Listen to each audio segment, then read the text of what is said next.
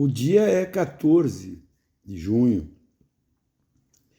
e eu confesso para vocês que não só a partir desse processo aí de votação, de equiparação do aborto com homicídio, muitas coisas vêm para a mesa, vêm para a mente, vêm para a reflexão. É inacreditável que um ser humano possa atribuir, e isto é prático, o dobro da pena para a vítima daquela pena que dá para o agressor. A mulher estuprada, que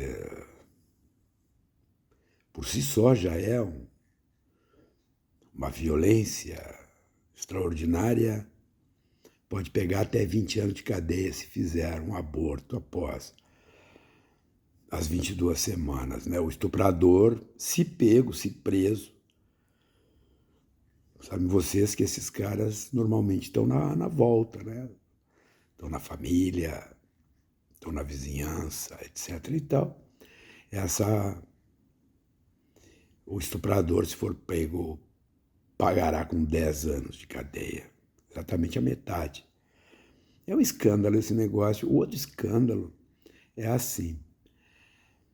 Tu percebe que existe um jogo da política muito sujo, sem limites, que faz qualquer negócio pelo poder, que organiza esse tipo de iniciativa diabólica, conduzida por cristãos. É um negócio extraordinário o quadro que se pode tirar da análise desse tipo de coisa. Pois sabem que, por exemplo, as desigualdades sociais estão postas nessa discussão, porque,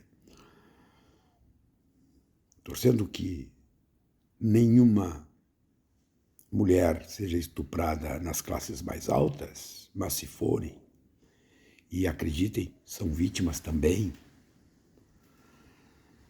nada que uma passagem de avião, uma fuga para a Europa, uma clínica clandestina de alto luxo não resolva. E isso dentro das 22 semanas que o permissivo legal permitiria. Pensem vocês como é que isso acontece lá na favela,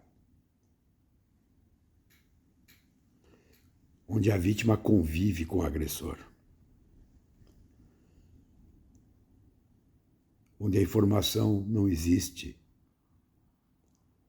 Terá essa pessoa, este ser humano, condições de, em 22 semanas, denunciar o agressor, fazer os procedimentos que a burocracia estatal exige e proceder um aborto legal? Isso não é nem cogitado por estes cristãos.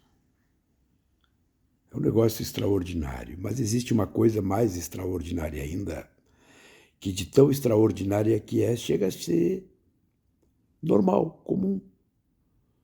São as perguntas sem respostas. A humanidade traz consigo duas perguntas que não consegue responder. A primeira delas é assim: Deus existe? Deus existe? Segundo os padrões de racionalidade, toda a resposta ela deve trazer consigo uma justificação, porque a resposta pressupõe conhecimento. Conhecimento é justificação. Então, Deus existe? Essa é a primeira pergunta, né? A segunda pergunta é assim: por que morremos? O que acontece depois da morte?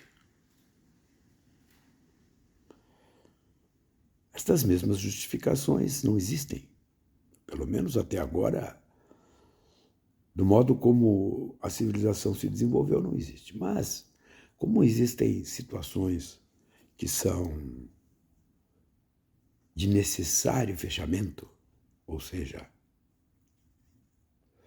elas não podem ficar em aberto, surge um treco chamado crença. Deus existe? Uns dirão sim, tanto que a frase é: eu acredito em Deus.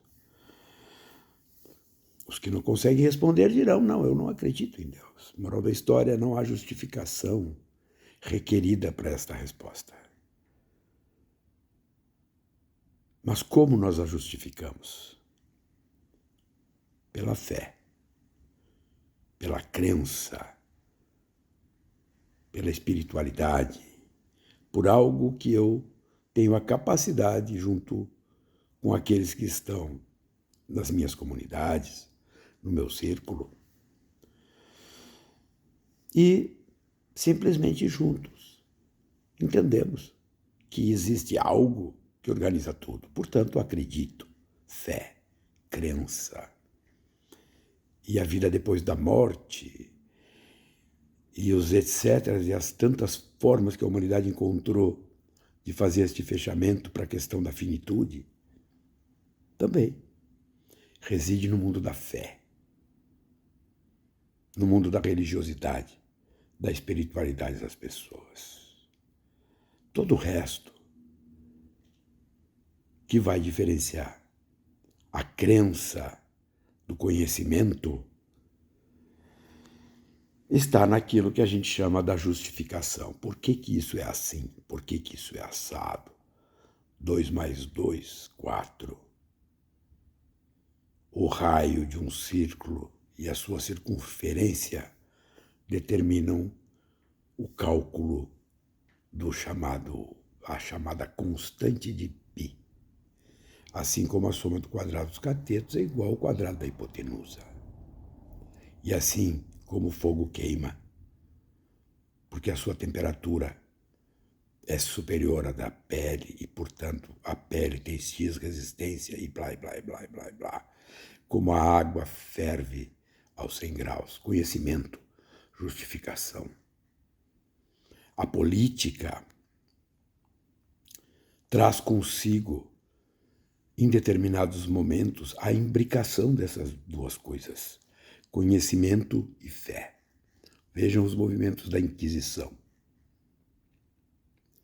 As pessoas eram torturadas até a morte porque diziam que a confissão absolvia. Então a pessoa estaria pronta para ser morta, porque aí poderia habitar o reino dos céus. A Santa Inquisição. Vejam as guerras que se estabelecem a partir de teocracias, que é a crença ditando o poder de Estado e organizando o poder de Estado e submetendo as pessoas. Irã, outros tantos lugares. Vejam, a humanidade está repleta de guerras, de iniquidades que nascem e se justificam a partir da crença. Pois existe no Brasil, sim, uma luta pelo poder político que se move e se organiza a partir da crença. E junto com a crença, um bando de sem vergonhas e sem caráter assumem protagonismo. E nós estamos vendo. Esse projeto que lida com a questão do aborto tem base na teologia da eliminação. Quem não pensa como nós não deve existir.